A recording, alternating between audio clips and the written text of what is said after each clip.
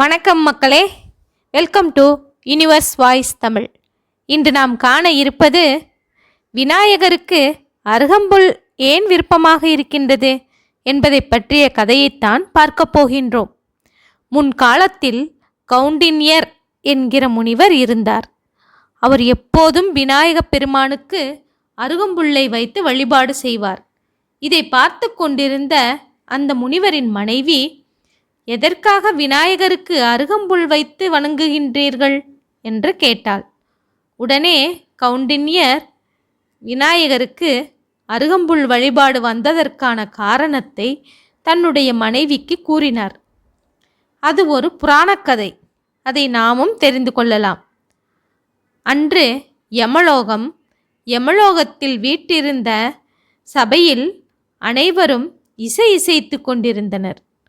யமன் அதை கவனித்து கொண்டிருந்தார். பாடல்கள் பாடி நடனமாடி கொண்டிருந்தனர். தேவலோக கன்னிகைகளான ரம்பா, ஊர்வசி, திலோத்தமை ஆகிய மூவரும் இசைக்கு ஏற்ப அற்புதமாக நடனமாடி கொண்டிருந்தார்கள். அவர்களின் நடனத்தை அந்த சபையே கண்கொட்டாமல் அசையாமல் பார்த்து கொண்டிருந்தது. அவர்களில் திலோத்தமையின் நடனம் யமராஜரை வெகுவாக கவர்ந்து விட்டது. அவளது அழகும் தான். யமனுக்கோ காமம் தலைக்கு ஏறியது. தன்னுடைய சபையில் பலரும் கூடியிருக்கிறார்கள் என்பதையும் மறந்து ஓடிச் சென்று திலோத்தமையின் கரங்களை வலுவாக பற்றி கொண்டான் யமதர்மன். தகாத இந்த செயலால் என்ன கேடு விளையப் போகிறதோ என்று அங்கிருந்த அனைவரும் திகைத்தனர். ரம்பையும் ஊர்வசியும் அங்கிருந்து ஓடி மறைந்து கொண்டார்கள். இதையெல்லாம் காணும் நிலையில் யமராஜன் இல்லை. தர்மத்தை நிலைநிறுத்தும் அமனுக்கு இப்போது காமமே தலை தூக்கி நின்றது. அதனால் திலோத்தமையின் கரங்களை விடுவதற்கு மனமில்லாமல் பற்றி கொண்டிருந்தான். அவனது காமம் திரண்டு சுக்கிலமாக வெளியேறியது. அதன் மூலம் ஒரு அசுரன் தோன்றினான். அவனோ வெப்பத்தால் தகித்தான். அவன் தொட்டதெல்லாம் நெருப்பில் பொசுங்கியது. அவன் வாயிலிருந்தும் நெருப்பு வெளிப்பட்டது. இதனால் அவன் அனலாசுரன் என்று அழைக்கப்பட்டான். தேவர்களையும் மக்களையும் முனிவர்களையும் தன்னுடைய வெப்பத்தால் மிகவும் துன்புறுத்தினான். தேவர்கள் அனைவரும் திருமாலிடம் சென்று முறையிட்டனர். அவர் தன் படையுடன் சென்று அனலாசுரனுடன் போரிட்டு அவனை வீழ்த்தினார். கீழே விழுந்த அவன் மீது வருணன் கடும் மழையை பொழிவித்தான். குளிர்ச்சியான சந்திரன் அனலாசுரன் மீது தன்னுடைய குளிரான கதிர்களை பாய்ச்சினான்.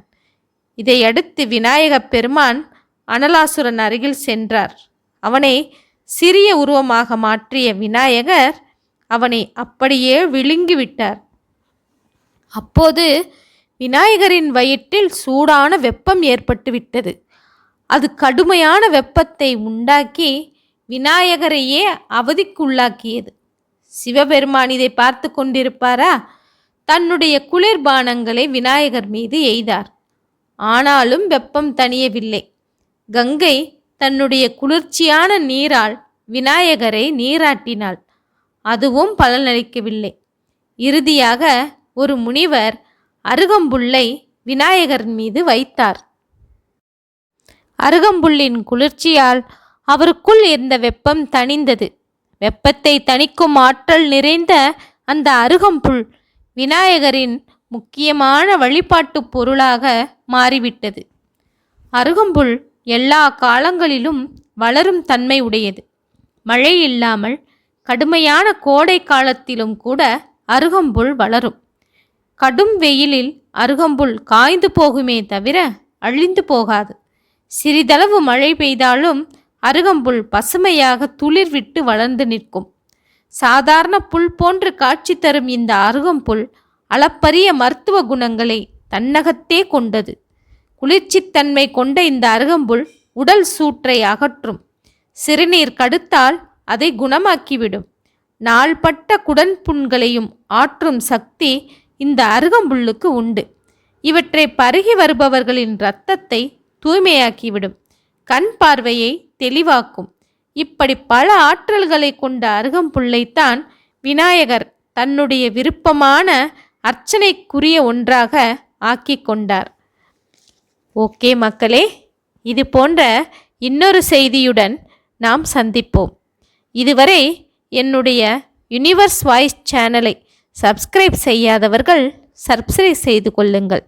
மறக்காமல் லைக் செய்யுங்கள், ஷேர் செய்யுங்கள். நன்றி, வணக்கம்.